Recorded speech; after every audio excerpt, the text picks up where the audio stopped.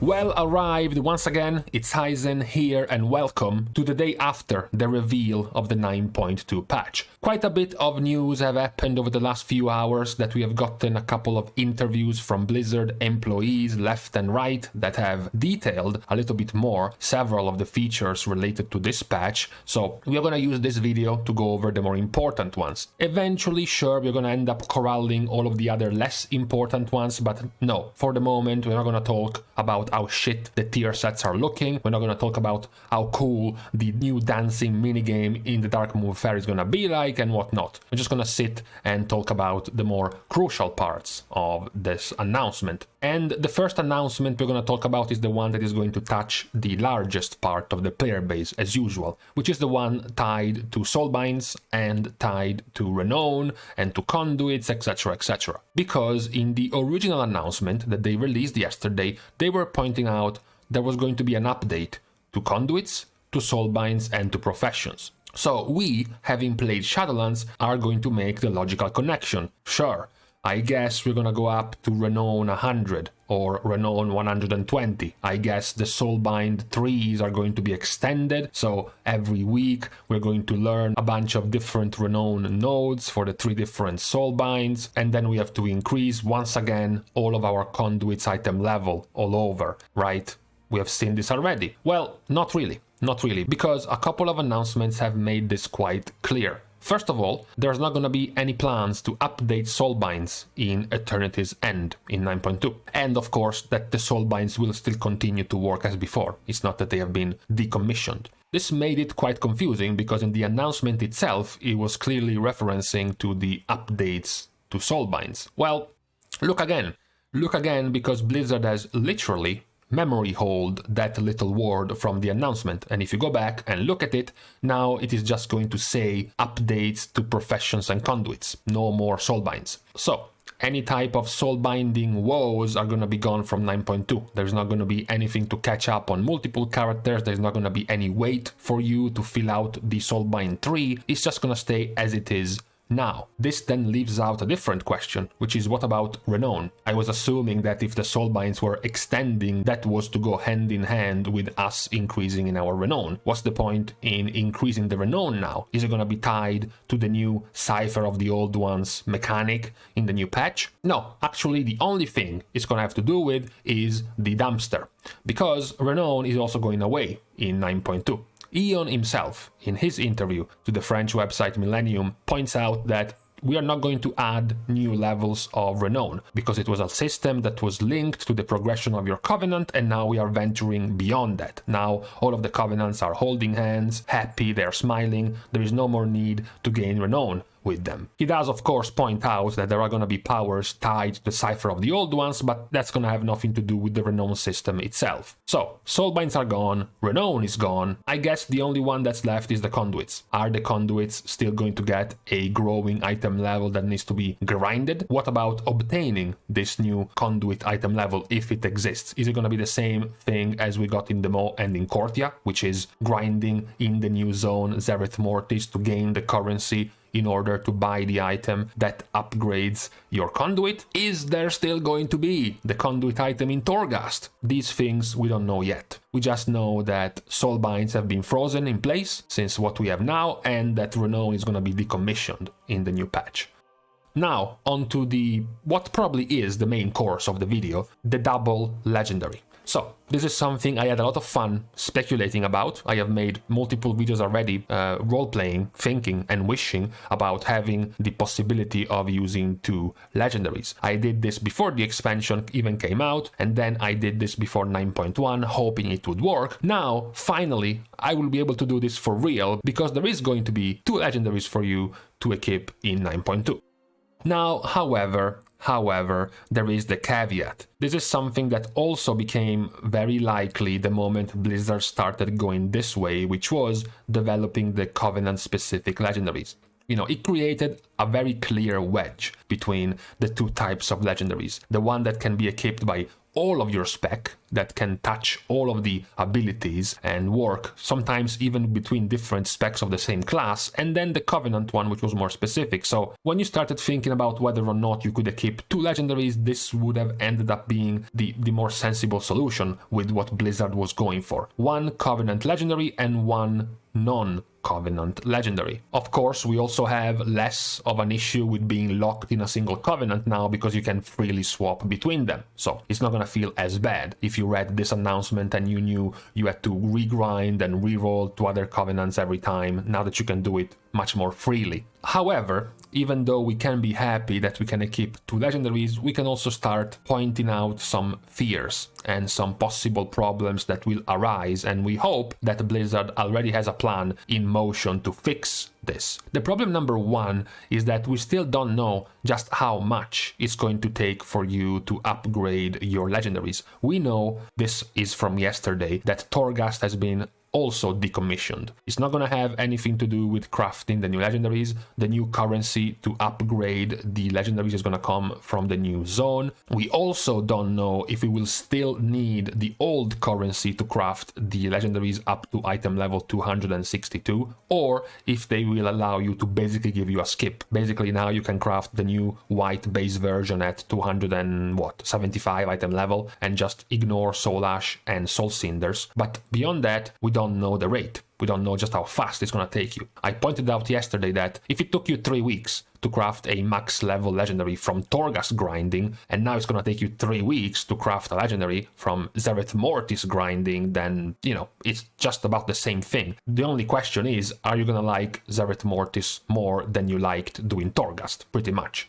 But the question in question is that when you are given more options, you also have more possibilities. And if the time to obtain these legendaries is as slow as before, it becomes a problem. Because before, you couldn't roll to multiple Covenants. Before, you didn't have 2 legendary slots. So you went from being able to do Torghast to craft 1 legendary for 1 slot for 1 Covenant. In 9.2, you will be able to craft 2 legendaries for 2 slots for 4 different Covenants. So if it's still gonna take you 3 weeks to get a single legendary, this is gonna take much more time for you to get what you wanted, because perhaps you wanted an AoE legendary paired with an AoE legendary for a certain Covenant, and then a single target legendary for a certain single target focused Covenant. That's 4 different legendaries, not 1. So at first glance, having all this variety open up to you in the patch is great. The acquisition remains a problem,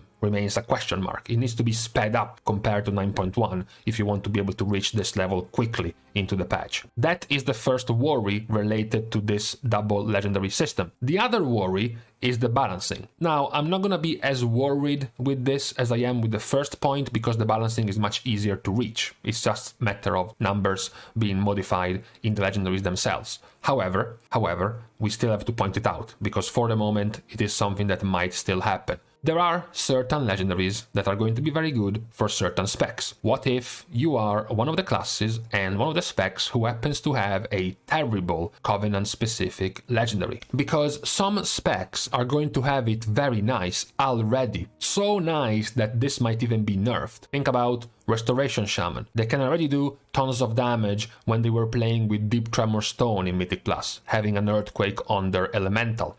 And then they went Kyrian because they wanted even more damage with Vesper Totem and the Vesper Totem legendary for Kyrian. What if now they get to use them both together? That's great for them, it's already working out. What about Demon Hunter? This is even cooler because Demon Hunters aren't already Ventir, but now this useless shit legendary that nobody wants to use becomes great, because now the extended duration of Sinful Brand when you can use 2 legendaries becomes great when you have Dark Lair Boon, which gives you a 40% chance to just reset the cooldown of I-Beam, which means you can nearly permanently extend the damage of the brand on single target, which makes it a very good build for the single target of Demon Hunter. Same can be said for something like Prot Paladin, who is already doing very well with Kyrian. Divine Toll is a great spell for Protection Paladin. They can further empower it with Divine Resonance and pair it together with their already super high damage Bulwark of Righteous Fury. We can go on and on and on with more obscene things like Balance Druid. Ventier balanced druid already running Sinful Hysteria. This just means they have the run of the litter when it comes to picking the best legendary that matches this Covenant legendary. Something like Time War Dreambinder, for example. But the problem aren't these specs. These specs are laughing. These specs are cackling at the idea of being able to obtain this in 9.2. The problem are specs who are having a very strong non-Covenant legendary in a class that did not really have too powerful of a Covenant legendary system. Take Frostmage, for example. Frostmage always wants to run with Freezing Winds because it's just too good for all types of damage profiles. They also have two very good specific legendaries. They have Slick Ice, which is specific to single target, and then they have Glacial Fragments, which is specific to AoE. Problem: none of these is a Covenant legendary, which means they won't be able to go for this. They will have to go for a legendary that they don't want to use. Another thing, another very clear synergy that you saw immediately if you were a DK and hoped one day would come where you could use Frenzied Monstrosity together with Deadliest Coil. Once again, none of these two are Covenant-specific legendaries, and to make it worse, the Covenant legendaries of Death Knight are, scientifically speaking of course, dogshit. So this is the second problem related to the double legendary usage, the fact that at the moment Covenant legendaries, too many of them are too bad for too many specs that would help create some pretty severe wedges and chasms between the effectiveness of this new system between the different specs. Competitively, it would be pretty bad. Which is why I said it's also not that bad, because we have several months of tuning to go along with this in order to balance these systems. And before you lose hope, okay, because I know you're gonna lose hope, I know you're gonna say this is not gonna change anything, remember that many of these Covenant-specific legendaries have been added mid Shadowlands. They didn't exist before, and they also have been tuned over the course of Shadowlands. Many of these have turned out to be great, just like Sinful Hysteria that Balanced Druids are running now, Raging Vesper Vortex that Restoration Shamans are running now. So all of these extra mid-expansion additions to these Covenant legendaries have worked out quite well. So now it's about balancing them again, particularly buffing the underperforming one. So for now, we will just have to wait and see what type of balance tuning is going to happen. I'm still holding out and hoping for actual class and spec tuning. I want to see some fucking talents being moved around, being changed, being reworked, because we have gone too long without having any of this in the game. So that's also something I'm looking forward to.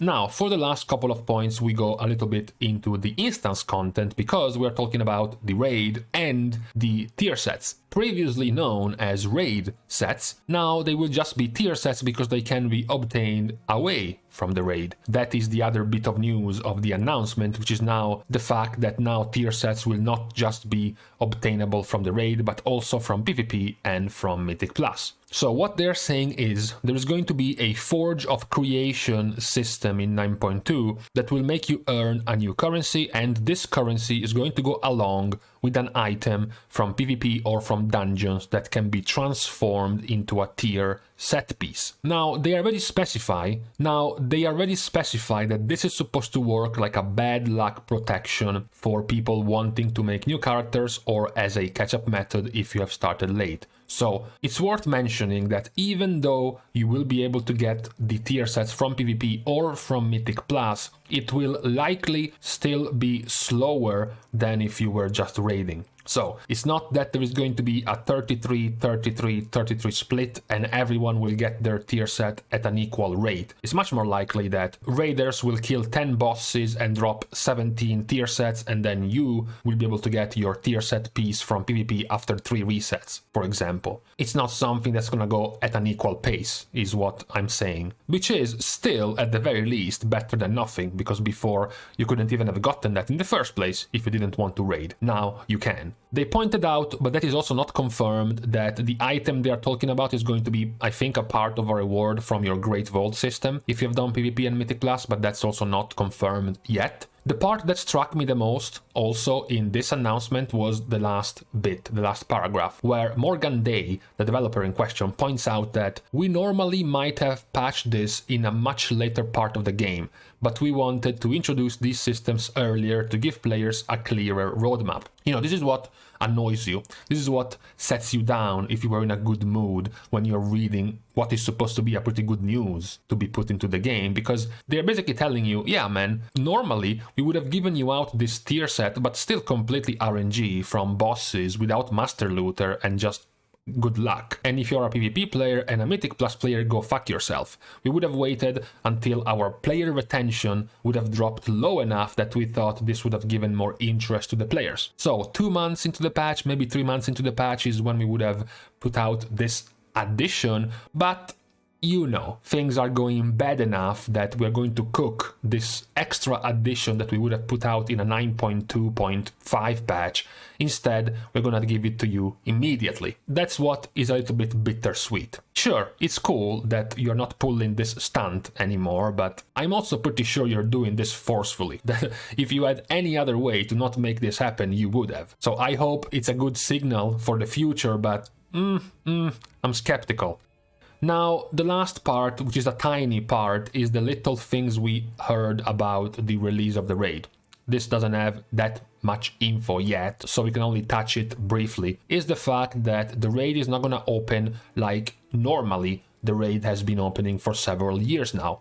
Usually, the patch comes, there is no raid on the first week. In the second week, there is normal and there is heroic, and then in the third week, mythic opens, and then the LFR wings are going to open once a week after that. The change with 9.2 is that the first week, again, there's not going to be any raid. In the second week, normal and heroic are going to open again. But there is a twist this time. This time is that there are going to be 11 bosses, except only 8 are going to be up on the second week in normal and heroic, stopping at Anduin, the 8th boss of the raid. This is because narratively for them it made more sense. The reason is because after the fight against Anduin, something very important is going to happen. There's going to be also a time skip between the defeat of Anduin and the next bosses. So likely something tied to the campaign progression. So you have to deal with Anduin, and then the next week the new part of the campaign comes out. It explains what happened, the cutscene and whatever to explain the time skip, and then you have to go and finish the last 3 bosses. So from a narrative point it makes sense. From a progression point it's a first. It's the first time there is not going to be essentially any type of info, any type of prior experience on the last 3 bosses in heroic before you get to go into mythic. So when mythic opens, you will still have 3 heroic bosses left to do. That's the interesting and the weird part of this announcement. Some people pointed out, actually, Blizzard might have even done this in a different patch. They could have actually, if you count that there is not going to be a 9.3 patch, at the very least a big one, they could have even stopped the raid at Anduin and then released the next 3 bosses in a couple of months, for example. It would have certainly been able to streamline the release schedule of this raid, rather than having what we have now, which is the raid cut at the 8th boss for a week, and then opening up for heroic on the last 3 bosses 1 week later. So it's interesting, at the very least, that they opted for this unique and alternative way of releasing the raid. But given that for now we still don't know anything about this, we're gonna have to wait and see exactly how they plan on rolling this thing out. For the moment, these were all of the more salient and important changes that we've got to know so far. Surely, over time, we're gonna get more of these, but we can stop here for now. So, thank you as usual for watching the video. If you want to continue supporting the channel, you can leave a like down below, you can comment on the video with your hands or with your face as well, doesn't matter. Then after that, you can also subscribe to the channel. I wouldn't mind that either. See you guys soon, and in the meantime, yeah, also, we're not gonna talk about the redemption arc of Sylvanas. I'm sorry, okay? She's my waifu, I can't do this to her.